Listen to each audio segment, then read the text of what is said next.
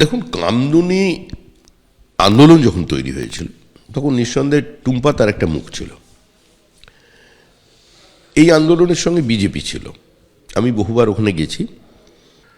তো সকালে টুম্পা এসেছিল, ও আমার পূর্ব পরিচিত, বহুবার আমার সঙ্গে যোগাযোগ করেছে ওদের ওই আন্দোলনের বিষয় নিয়ে।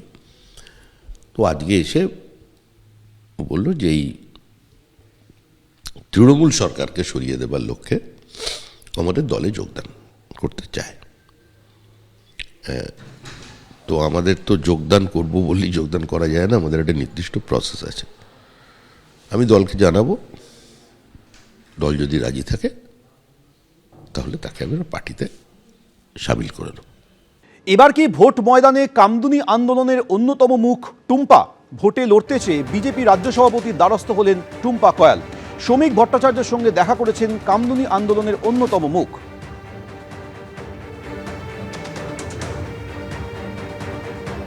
12 বছর হয়ে গেছে।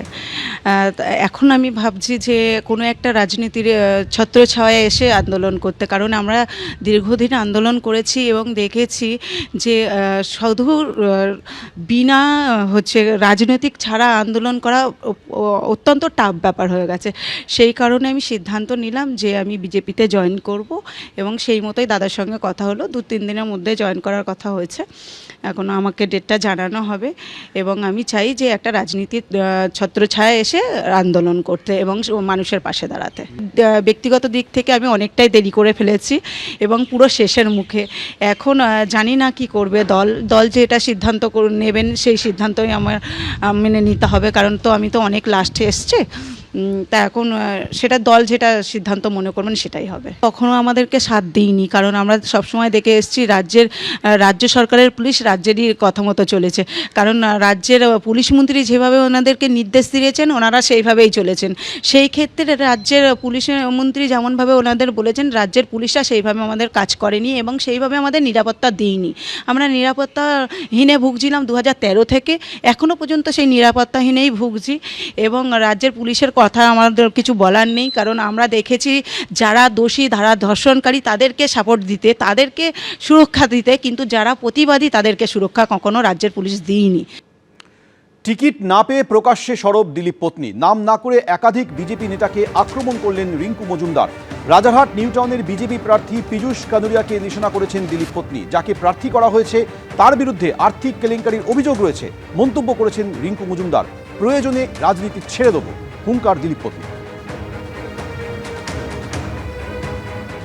রিঙ্কু মজুমদার তিনি এসেছেন রাজ্য বিজেপি দপ্তরে। আপনি কখন এসেছেন এবং কি দেখলেন? যে আমাদের নিউ টাউন বিধানসভাতে যে ক্যান্ডিডেট হলো, মনে হয় আমাদের এখানে হয়তোবা সার্ভে হয়নি।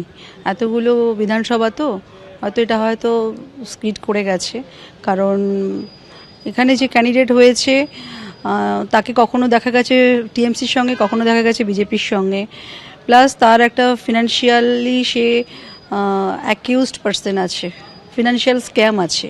সব ক্যান্ডিডেট ফাইনাল হয়ে গেছে।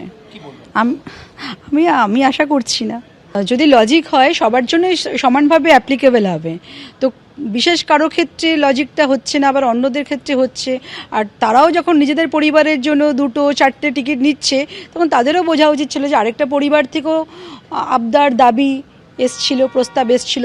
তাহলে ভাই আমরা যখন 2 বা আমাদের রাইট হ্যান্ড লেফট হ্যান্ড আমাদের আরও টিম যখন হচ্ছে, পাতা নেই কত হয়েছে, রিলেটিভই বলে দিচ্ছি তো এতগুলো।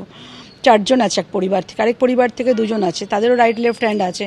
তো তারাও কনসিডার করতে পারতো যে ঠিক আছে, মানে আমার হাজব্যান্ড তো কোনো সাধারণ কেউ নয়, সে তো অনেকটাই অনেক নেতা নেত্রী উনি বানিয়েছেন, নেতা নেত্রী মন্ত্রী অনেক উনি করেছেন। তো সেই যখন বলেছিল যে তার ওয়াইফ তার থেকেও এগিয়ে ছিল, তো একটু কনসিডার করতেও পারতো, চাইলে করতে পারতো। নতুনদের প্রত্যেকবার নতুনদের সুযোগ দেওয়া উচিত। যারা হারছে তাদেরকেই বারবার কেন দেওয়া হচ্ছে, এটা আমার একটা প্রশ্ন। আর আশা করছি না কিছু, আর ফিউচারে আর এক্সপেক্ট করছি না কিছু।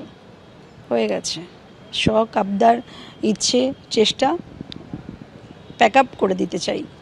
রাজনীতি ছেড়ে দেবেন? ওরমই ইচ্ছে আছে। এবিপি আনন্দ, এগিয়ে থাকে, এগিয়ে রাখে।